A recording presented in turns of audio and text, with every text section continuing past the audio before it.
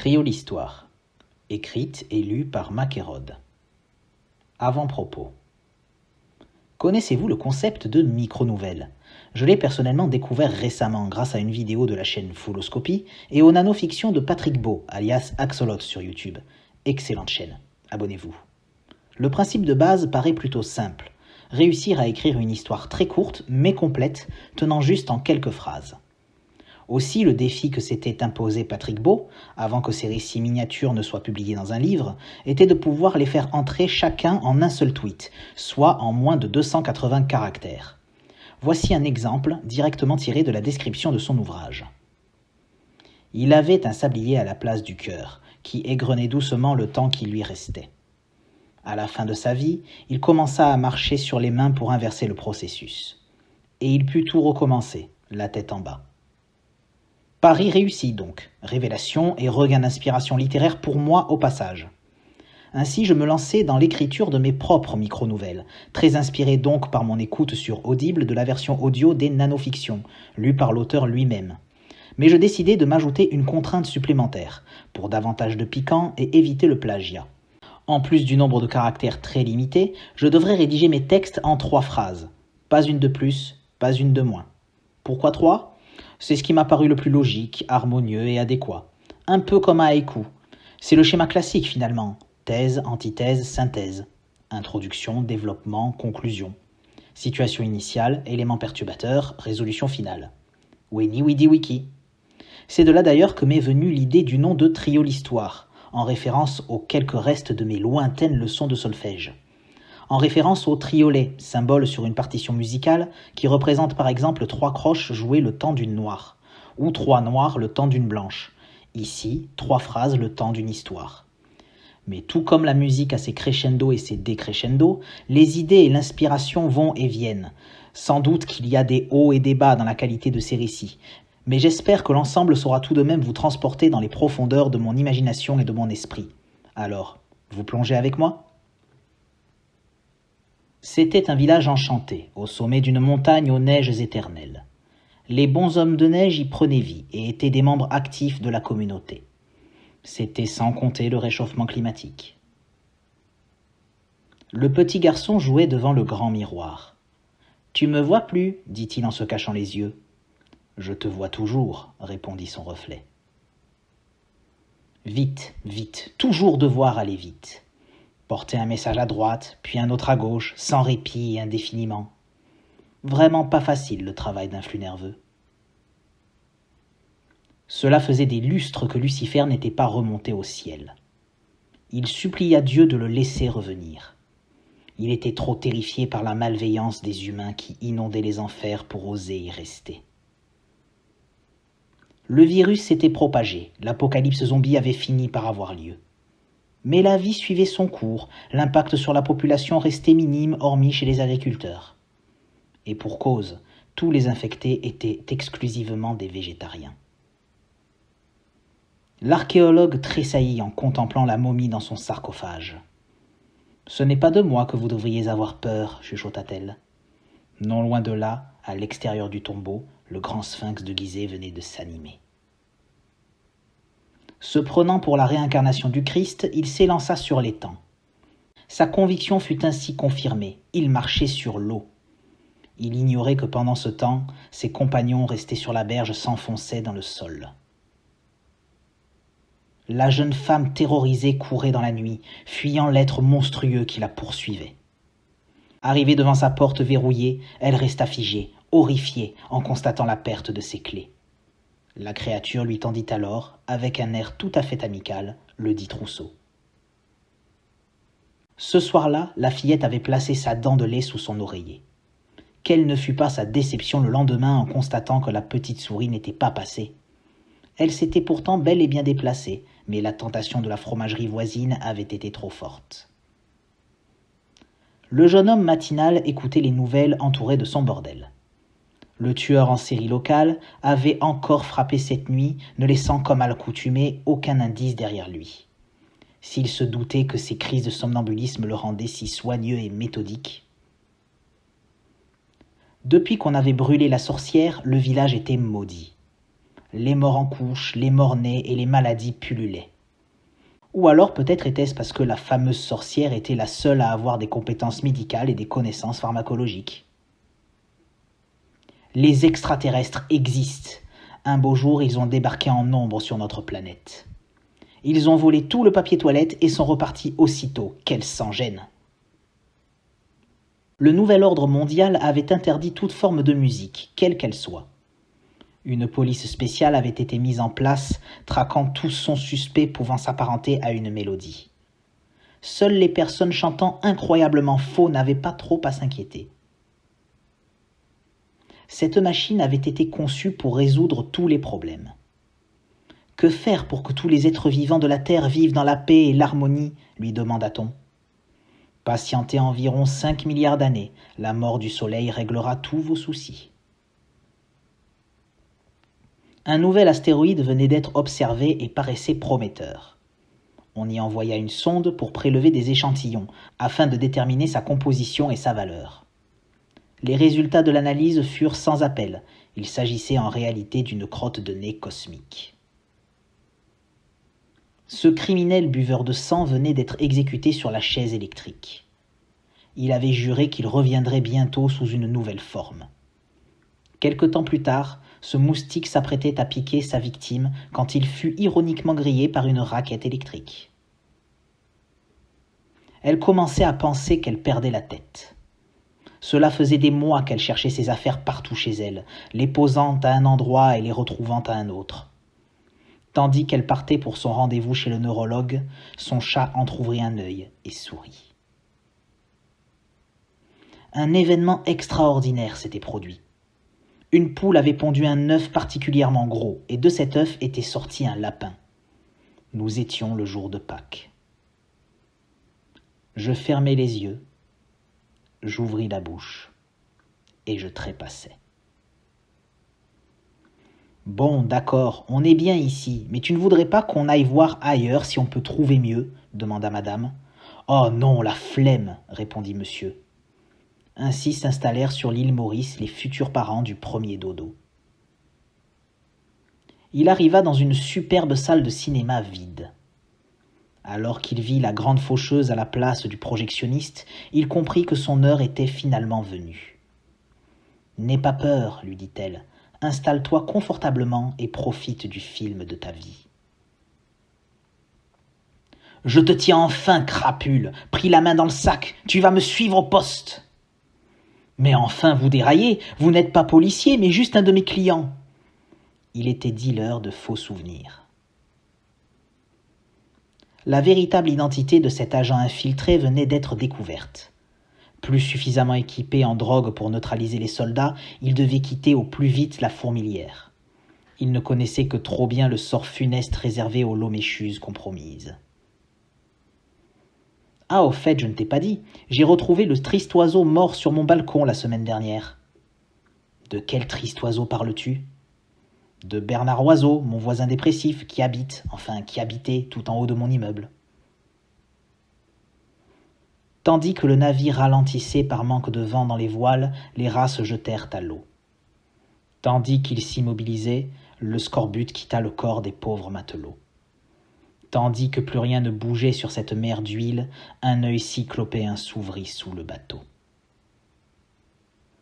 La raison et l'émotion faisaient une réunion au sommet pour décider du meilleur comportement à adopter. « Tu sais, dit la raison, ton impulsivité risque un jour de nous nuire. Il serait judicieux que tu te montres plus mesuré. » Alors l'émotion gifla violemment la raison. Ce Pan était très fier de sa belle traîne. Il adorait se pavaner et parader en faisant la roue devant n'importe quel spectateur. Tout changea le jour où il vit se déployer un magnifique arc-en-ciel juste derrière la statue d'oiseau qui ornait l'entrée de son enclos. Dans cette communauté, tout le monde était toujours très souriant. Du moins, tout le monde l'était à part les enfants. En effet, on ne leur gravait un beau et large sourire, au scalpel, profondément dans la chair, que lorsqu'ils fêtaient leurs 18 ans. « Dites-moi, monsieur, en ce qui concerne le tartare, souhaitez-vous que le chef le prépare ?»« Non, merci, je préfère le préparer et l'assaisonner moi-même. » Le serveur apporta alors à son ogre de client un humain dodu, ligoté et bâillonné, ainsi que quelques condiments. Enfin, après des années de recherche et d'expérimentation, il avait trouvé comment conjurer la malédiction. Il se rendit dans l'océan Atlantique et fabriqua de ses mains une vaste île artificielle. Le triangle des Bermudes n'était plus, laissant place à un quadrilatère. Le torero se tenait debout, immobile, au centre de l'arène, nu et désarmé. Aucune échappatoire possible, de redoutables centaures picadors l'encerclaient. C'est alors qu'entra le puissant Minotaure, en matador triomphal et fastueux, sous un tonnerre d'applaudissements. Toute sa vie, il avait su que quelque chose n'allait pas chez lui. Il finit par découvrir qu'il était en fait un paradoxe. Puis il disparut dans le néant, sans laisser la moindre trace. Ses sentiments quant à son dernier rendez-vous galant étaient mitigés. Certes, elle lui avait plu et il avait réussi à conclure, mais elle avait tout de même fini par lui prendre la tête. Paraît-il que c'est toujours comme ça avec les mentes religieuses. Le médecin légiste alignait ses instruments quand il vit le tiroir d'une cellule réfrigérante entr'ouvert. Cette dernière était anormalement vide, aussi vérifia-t-il l'identité du corps manquant sur la liste des patients décédés. Il resta figé d'effroi lorsqu'il lut son nom. Le chasseur allait ouvrir le coffre de sa voiture pour prendre son fusil quand il entendit un tout-sautement derrière lui. Il se retourna pour se trouver nez à nez avec un lièvre de sa taille, dressé sur 2 pattes et tenant son arme en joue. « À toi de courir maintenant. » Ce fantôme était le plus doué lorsqu'il s'agissait de suggérer aux vivants de commettre les pires atrocités. Aussi, sa maison était considérée comme la plus hantée et la plus mortelle de tous les temps. Mais ce talent, il le tenait pourtant de son vivant. Il était mentaliste. Ce pyromane avait toujours adoré jouer avec le feu. Voir le monde se consumer dans les flammes créait en lui la plus grande des satisfactions. Il fut étrangement beaucoup moins enthousiaste quand c'est lui qui, par accident ou bien ironie du sort, se mit à brûler. Grâce à des implants cérébraux, l'humanité pouvait à présent partager en temps réel tout son savoir. Plus besoin de support physique, c'était une révolution. Mais suite à l'échec d'une mise à jour, toute la connaissance fut perdue, nous ramenant au début du Paléolithique. Il était atteint d'un handicap singulier qui l'empêchait de parler autrement qu'en chuchotant. Raillé au quotidien, il avait fini par éviter toute interaction sociale directe. Jusqu'au jour où l'ASMR explosa en popularité sur Internet et qu'il devint une star dans le domaine. Avant eux, de nombreux et divers symboles ont eu plus ou moins de succès. Aujourd'hui, les chiffres arabes dominent, mais une nouvelle menace en interne se profile. En effet, depuis l'essor de l'informatique, le 0 et le 1 complotent et tentent doucement de les évincer. Le preux chevalier, prêt à en découdre, arriva devant le château de sa bien-aimée, prisonnière du vil régicide cloîtré en ces lieux. Quand soudain, un puissant sortilège le paralysa de la tête aux pieds. Le joueur venait de mettre sa partie en pause. Cet explorateur d'exoplanètes venait de découvrir un nouveau monde, apparemment peuplé de formes de vie intelligentes. À peine descendu de son vaisseau, il fut attaqué par des êtres belliqueux lourdement armés. « Voilà tout ce qui nous manquait, nous allons vous l'emprunter. » Il n'y a pas d'erreur possible, les calculs sont certains et clairs, la fin du monde aurait dû commencer aujourd'hui. Comment expliquer alors l'absence de son catalyseur, les 4 cavaliers de l'Apocalypse ? C'est simple, un petit malin a juste volé leurs chevaux. Ce cabinet de curiosités était incroyable. L'étendue de sa collection était hors du commun, avec des objets de tous les continents et de toutes les époques. Mais personne ne se doutait que c'était le propriétaire, la pièce maîtresse, un immortel de plus de 10 000 ans. Cet inventeur de génie venait de mettre au point une machine à remonter le temps. Mais quand il l'essaya pour la première fois, il se retrouva dans le vide spatial. Il n'avait pas pris en compte la rotation de la Voie lactée et, par conséquent, de notre système solaire. Cette femme était devenue l'amie des nuages. Elle les invitait souvent chez elle pour regarder des films et avait acquis grâce à eux une totale autonomie énergétique. Car, en cinéphile émotif, il vivait à fond les histoires, pleurant de la pluie et sursautant des éclairs.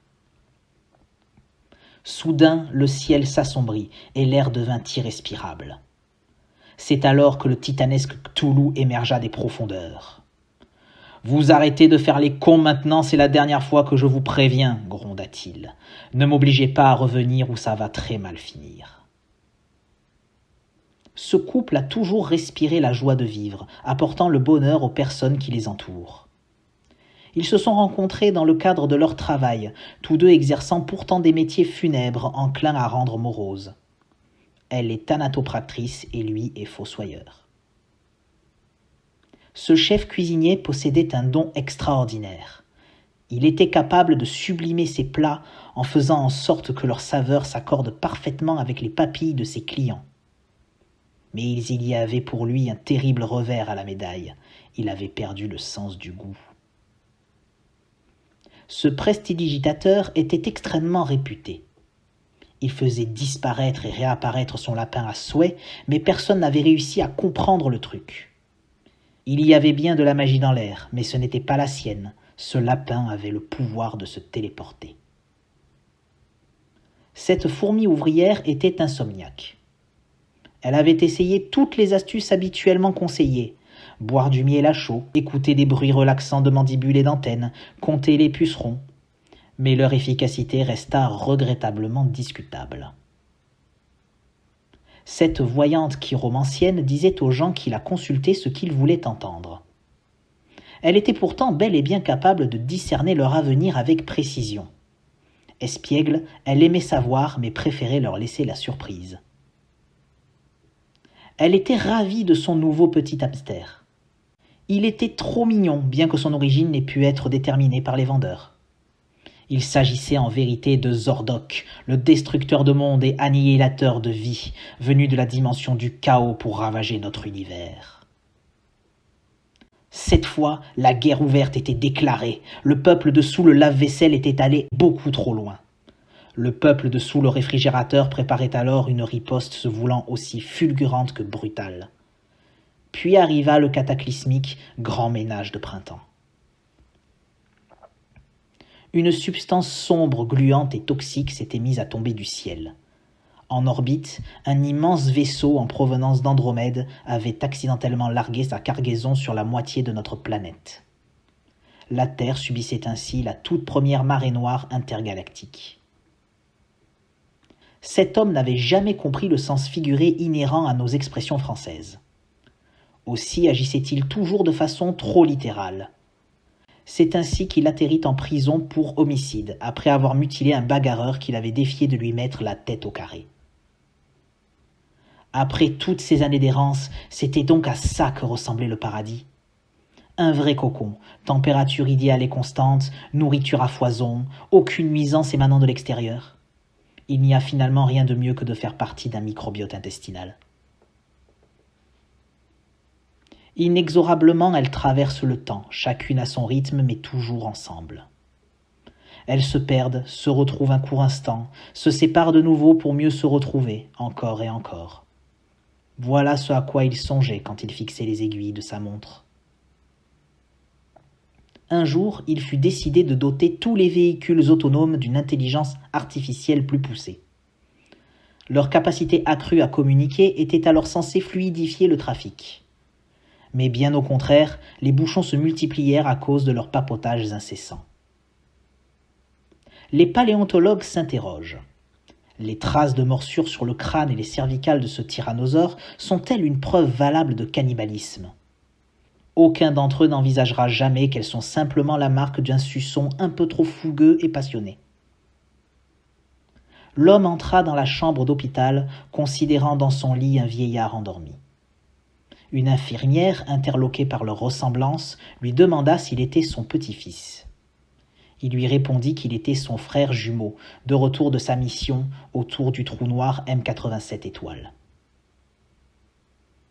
Ce pur esprit traversait le cosmos quand il rencontra une autre entité désincarnée de même nature que lui. « Je suis en quête du sens de la vie et de l'univers. Bah vous devriez faire demi-tour du coup, parce que là vous êtes à contresens. Cette nouvelle race de cochons avait un odorat exceptionnel mais tout à fait particulier. Elle ne reniflait pas les truffes, mais les trésors cachés. Ainsi donc ne faisait-elle pas le bonheur des restaurants étoilés, mais bien celui des collections privées et des grands musées. Ce simple mortel rêvait d'être un super guerrier. Il se concentra, ferma les yeux, serra les poings et y mit toutes ses forces conjuguées. Le long silence gêné qui suivit l'entrée de sa mère dans sa chambre ne fut rompu que par un bref et léger bruit de paix. Cette adolescente adorait les poneys. Elle était également passionnée par la vivisection et la taxidermie. Bouton d'or et vol au vent l'apprirent à leurs dépens. Les ours attendaient au bord de la rivière la remontée des saumons. L'un d'eux se fit embrocher par un espadon, tandis qu'un autre se fit arracher la patte par un requin, provoquant la fuite de leurs congénères. Si les poissons engagent des gardes du corps maintenant... Cet analyste de la police scientifique consultait les résultats concernant son échantillon. Il espérait de tout cœur identifier l'auteur de cet abominable massacre. Son sang se glaça quand il lut « absence d'acide nucléique, présence de macromolécules organiques inconnues ». Le soleil venait de se coucher et il était temps pour les habitants de ce monde d'aller dormir. La réalité céda alors sa place au rêve pour la nuit. Je te laisse les clés de la boutique, comme d'habitude, et c'est juste de pas trop faire n'importe quoi en mon absence. Cet alchimiste avait trouvé la formule pour créer de l'or très facilement et en grande quantité. Il la garda jalousement toute sa vie, mais elle finit par être révélée après son décès. Devenu excessivement courant, l'or perdit ainsi toute valeur et la formule toute utilité. L'automobiliste freina à la vue de ce feu tricolore sorti de nulle part. Alors qu'il observait le curieux engin, il constata qu'il était en bois et que ses lumières étaient des lucioles. Mais ce fut le castor indiquant à un hérisson de traverser à cet endroit le plus bizarre. On disait que ce dragon gardait au sein de sa tanière le plus inestimable des trésors. Tout le monde s'imaginait alors des montagnes de pierres précieuses et autres richesses. Mais le seul objet d'une valeur sans égale que protégeait férocement cette mère était son unique œuf. Cette grenouille et cet escargot, à force de se côtoyer, étaient devenus de très bons amis. Ils se connaissaient grâce à la thérapie que tous deux suivaient car ils partageaient une même phobie. En effet, un seul et simple mot suffisait à réveiller leur hantise. Persillade. Cette araignée était une artiste extraordinaire. Ses toiles d'une étonnante et harmonieuse complexité créaient admiration et fascination chez toute la microfaune alentour. Mais ses œuvres restaient hélas éphémères, car la propriétaire des lieux avait le coup de balai facile. Cette grande moustiquaire était le pire des pièges mortels. Du moins pour un insecte, car tout est une question de point de vue. Aux yeux des lézards du coin, c'était le meilleur des buffets à volonté.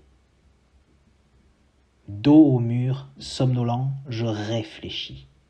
1000 notes mélancoliques me reviennent en pleine face. Solitaire et là, je sifflote avec nonchalance une mélodie nostalgique et douce. Cette fenêtre miraculeuse permettait de regarder le passé depuis les débuts de l'humanité. On vit alors en elle une chance inouïe de mieux connaître notre histoire. L'engouement fut de courte durée quand on s'aperçut qu'un obstacle gênait la vue, quelle que soit l'époque. J'ai toujours été une fonceuse, filant sans cesse tout droit devant moi. Jusqu'au malheureux jour où j'ai été brutalement dévié de ma course et que je me suis ainsi faite capturer. Foutue étoile et sa déloyale force gravitationnelle ayant fait de moi une planète naine. Ces entités d'un autre plan d'existence avaient pour rôle d'influer sur notre réalité. Elles changeaient la durée des jours, la température moyenne, le taux de précipitation, le rythme de vie des êtres vivants. Avant que tout ne se dérègle, on les appelait les 4 saisons. Le monde entier en parlait. Toutes les nations avaient enfin uni leurs forces armées pour venir à bout du monstre géant ayant ravagé la moitié du globe. Mais personne ne se doutait que cette créature fût autrefois un humain dont le vœu naïf d'être célèbre avait été exaucé. On ne plaisante pas avec les lois de la robotique et le libre arbitre. Tout modèle suspecté de penser par lui-même doit être détruit sans délai. À ces mots, cet androïde se réjouit qu'aucune goutte de sueur trahissant son angoisse ne puisse perler sur son front. Cet épouvantail, échouant à effrayer les corbeaux, mettait en rage son propriétaire. Alors que ce dernier menaçait de le brûler, les oiseaux d'ébène le prirent en pitié et s'envolèrent avec lui. Il put ainsi voir, heureux depuis le ciel, d'autres paysages que son triste chant. Cette ferme des corps était le théâtre d'un phénomène sans précédent. Les cadavres avaient stoppé leur décomposition. Un matin, le directeur trouva une longue lettre sur son bureau. « Nous continuerons de coopérer seulement après prise en compte de nos revendications. » Voilà des semaines que ce rusé renard fait un carnage dans ce poulailler, esquivant les pièges ridicules du fermier. Il se sait bien trop malin pour lui, mais sous-estimer son adversaire causera sa perte. Les poules, armées et entraînées, l'attendent de pied ferme cette fois. Il y avait bien longtemps que les étoiles ne brillaient plus dans le firmament. Un doux rêveur rassembla alors des millions de papillons de nuit dont il couvrit les ailes de poudre de diamant. Et la voûte céleste put de nouveau s'illuminer tandis qu'ils virevoltaient gaiement. Cet horticulteur, faussement sympathique, était un profond misanthrope. Botaniste fou mais brillant, il cherchait en secret à éradiquer l'humanité au profit de la flore. Il jubila quand l'état d'urgence fut déclaré, les villes étant envahies par ces plantes anthropophages. On pensait cet homme malvoyant car il ne pouvait pas lire, ne distinguait ni couleur ni visage et ne voyait pas certains objets. Et pourtant il était étonnamment doué pour repérer les gens très bien cachés. C'est parce que ses yeux n'étaient sensibles qu'aux infrarouges. Ce crabe violoniste, agressif et arrogant, semait la terreur au sein du récif corallien. Avec son énorme pince, il martyrisait honteusement tous les autres pauvres crustacés. Il fit bien moins le fier le jour où il fut provoqué en duel par une crevette pistolet. Après avoir traversé de nombreuses et terribles embûches, l'intrépide spermatozoïde touchait enfin au but tant désiré. Mais contre toute attente, l'ovule, faute de patience, n'avait pas daigné se montrer. Et voilà comment je ne suis jamais né. Cet arbre millénaire contemplait en silence ces étranges créatures que sont les humains, génération après génération. Il avait vu siècle après siècle se succéder les civilisations. Dire qu'il aura suffi de quelques minutes à un bulldozer pour aboutir à son entière destruction. Rendez-vous compte que cette terre désolée était jadis une terre d'abondance, riche et luxuriante. De terribles plaies s'étaient abattues en ces lieux et il ne restait désormais plus rien. C'est ainsi que le peuple pou reprit son exode vers la tête promise tant espérée. Cet homme, maudit et solitaire, ne craignait pas l'obscurité mais bien la lumière. Ce n'était pourtant pas pour lui-même qu'il avait si peur. Il savait que son ombre sardonique n'espérait qu'un instant d'inattention de sa part pour aspirer la première âme passant à sa portée. Ce vampire, lorsqu'il était encore un simple humain, adorait les sucreries. Il décida alors une nuit de devenir le patron anonyme de plusieurs grandes confiseries. Ainsi, il pourrait périodiquement faire du sang de ses clients les plus gourmands sa nouvelle petite gâterie. Les vêtements en laine de cet artisan, aux motifs hors du commun et richement colorés, connaissaient un succès inégalé. Bien que talentueux dans son métier, ce n'était pas seulement sa maîtrise le secret. Il donnait quotidiennement à ses moutons génétiquement modifiés du LSD. Les archéologues venaient de découvrir une cité grecque antique isolée sur un îlot perdu. Baptisée Médusapolis, elle était ornée de statues de gorgones à chaque coin de rue. Il s'agissait des habitants qui s'étaient tous pétrifiés les uns les autres de leurs regards corrompus. Le dieu Thor était amateur de torboyaux et en mettait dans les tourtes destinées à sa tortue. La dite tortue, à ce terrible rythme, sans se tortiller, tristement mourut. Thor partit trouver l'auteur de cette tragédie, mais Odin dit à Thor qu'il était en tort et que le tort tue. la jeune femme avait trouvé dans les décombres d'une maison en ruine une belle petite amphore scellée, parfaitement intacte. Bien que sonnant creux, l'objet était incroyablement lourd. De nature curieuse, Pandore était loin d'imaginer ce que son ouverture allait provoquer. Avec la fonte des glaciers, la montée des eaux était devenue particulièrement préoccupante. De plus en plus, les littoraux disparaissaient et les territoires engloutis se multipliaient. C'était du moins un souci pour ceux de la surface. Les Atlantes, eux, s'en réjouissaient. Le chaton chatouillait sa copine la fouine qui demeurait d'humeur chafouine. Le molosse, mollasson mais mal appris, lui avait pris son précieux os, d'où sa grise mine. Le malin minet alors alla minauder auprès du sot canidé, qui concéda à céder sans rançon le sceau de sa rapine. Éreinté, cet ermite errait dans l'immense étendue désertique à la recherche d'une oasis. Il finit par tomber sur le lit d'une rivière presque totalement asséchée. Le très mince filet d'eau qui serpentait sous ses yeux était tout ce qui subsistait de l'ancien fleuve Amazone. Le petit oiseau s'approchait dangereusement de l'énorme crocodile qui attendait, immobile. Tandis que le reptile ouvrait ses redoutables mâchoires, le volatile se jeta droit dans sa gueule. « Il était temps que vous veniez me voir, vous avez besoin d'un sacré détartrage. » La maison des 3 petits cochons était devenue avec le temps une forteresse imprenable. Pourtant, les loups avaient quitté la région depuis des années, la forêt ayant été rasée.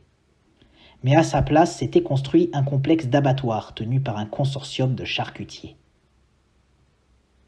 Le vieil homme s'assit, résigné, dans le bureau du banquier de vie.